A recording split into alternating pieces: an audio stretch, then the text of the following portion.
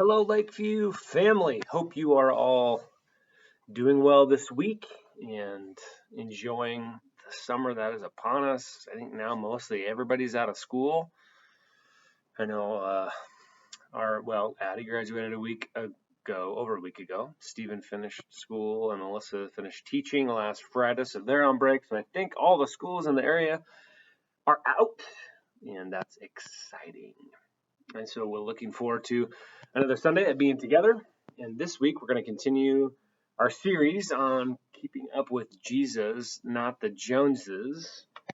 And this is our journey through some stories in the Old Testament that really pick up in the life of the people of Israel when they ask for a king, when they want to be like everyone else. And it's really not a unique piece to the story of the people of Israel. This really goes back to the garden.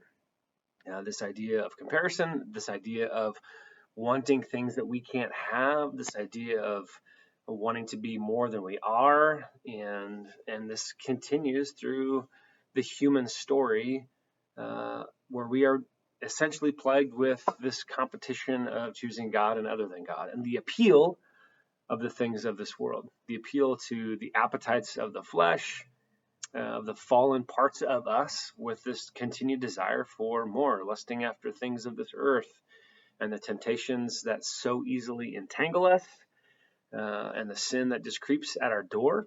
And we just, as humans, perpetually have had a struggle with choosing other than God over God. And that story continues in what we're looking at today, in this mammoth story that shows up on flannel boards and VBS. Really, if you read it closely, it's not a kid's story, but we made it one, mostly because of this kind of David and Goliath motif, right? This underdog story of the person of David, and we're going to look at that closely. And I think if I was to pull kind of a key point as I've been wrestling with this text, the key point that we'll look at is really it's not about David being this massive underdog, because really the story is not about David. And as we talk about with Scripture, where there are what would look to be key players in the story, and obviously if you were to kind of pull apart the story, we would say, oh yeah, David is he's like the main character of the story, and Goliath is kind of the antagonist, and they go after it, and David is this smaller, not savvy in the ways of warfare. And so from all intents and purposes, he's the underdog and should not win. And he totally does. In this heavyweight fight, he comes out on top, and fighting in his own armor. And I think we oftentimes will throw on the end of this, and I think it's well-intentioned. I don't think we're trying to do anything sleight of hand, but we throw kind of on the end of this that it is God as the deliverer. But when you read it from David's perspective, when you look at it through who David was, how he lived his life, we begin to really recognize that this was all about, for David, this was all about humble obedience. And he knows a couple things, two of which is that the opposition, that Goliath and the Philistines, they're not against him. They're not even against the people of Israel. They are standing up against the living God. And if you really start to pull back the layers, that is what is different about David. He's not naive. He's not overconfident. He's not arrogant. He literally has placed all of his trust and his life and his walking in obedience to the living God. Like, this is when we talk about it and look at, that is the things that God saw in David. When God says, man looks at the things of the flesh, but God looks at the heart, you carry that statement about David into this story, overlay that into this story. There was something about David that God saw, and is why God chose David. And this is it. Now, David isn't standing there confident in his own skills, even in the fact that he's a massive and amazing slingshot artist. It is not that. It's like, it's God. God's going to win this. And so God just needs people to stand in, and God will be behind and for and fighting the battle. So he knows that. He knows that it's not that Goliath isn't standing up against him or the people of Israel, but the living God. And he also knows that God will fight for and deliver and rescue God's people. Something that has been so true as a part of what it means for God to be in covenant with the people of Israel. So David knows these things, and he stands under these things. It shows his alignment in his heart with God. And it's not about fighting, for David, it's not about fighting a similar war. It's not about coming against Goliath in the ways that the armies of this world would come, like sword against sword and like weapon against like weapon. That's not what this is about. David recognizes that this is something largely different, and it's literally just standing against God, or standing with God against those forces that oppose God. So God calls his people, and he fits them for battle. And I think battles are different. Warfare language is very difficult at times to kind of, what does that mean for today in our context with being God's people in this current day? And we'll maybe look at some of those things. But this is an incredible story. And I think what we then look at, so David was prepped and prepared for this. And how did that happen?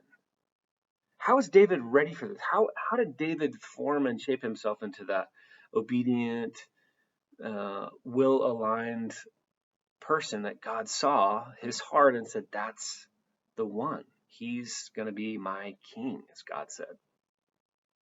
And we have to think that it's something about his time and his training, we could say, as a shepherd. And we'll often look to, and David even talks about and touts his feat of strength against the bear and against the lion. But even in those things, what he attributes that victory to and the ability to do that is to God being with him. So there's something about this training as a shepherd and thinking about all those hours spent alone, by himself, tending the flock, facing all of these fears, being out in the night, hearing everything around, wild animals, and even having encounters with those animals. In those moments, David built and formed, and God worked with David to instill in him this obedience and this reliance on God, and built this faithfulness in himself to recognize that God is always for us. And it isn't about, I think for David, it's not about God being on his side. And even that, I think that being careful with how we frame these stories, or even take them for ourselves and recognize that God is with us, oftentimes what we then say, well, God is on my side. I want us to think about it this way, us being on God's side. Because when God's on our side, and we have a tendency to be tempted to think of things and to follow things that are other than God, what are we trying to bring God into to support?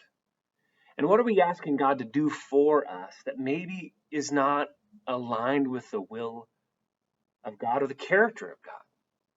And so what we see is not God being on David's side or God being on the side of the people of Israel, but covenant obedience and walking in obedience is all about God asking the people to be on his side, to be for the things that God is for, to walk in humble obedience. And that's, I think, what we see working itself out in the story.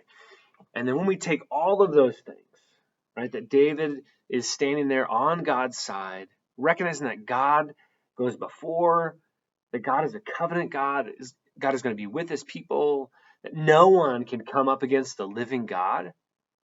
When we look at that in this story, suddenly it is still a story about an underdog. But it's no longer David that's the underdog, it's Goliath, because Goliath is not actually going up against David, he's going up against the living God. And when we reframe those things for ourselves, when we recognize it's not about God coming alongside and fighting our battles. Now, I know that is kind of funky. We'll try to unpack that.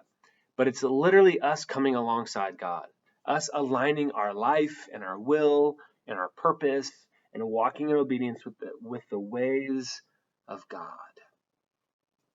Because if it's us tackling things and us in our own ways thinking we know what is best or the direction that we should go, and we're not aligning ourselves first with God, then we're calling God to our side for things that God can't bless, that God can't join. So we'll unpack this amazing story of David and Goliath and look at those things and what we can learn about it and how it changes who we are and continues to form and shape us into the image of Christ for the sake of others and ourselves, so that we can be people who are keeping up with Jesus, not the Joneses. Blessings.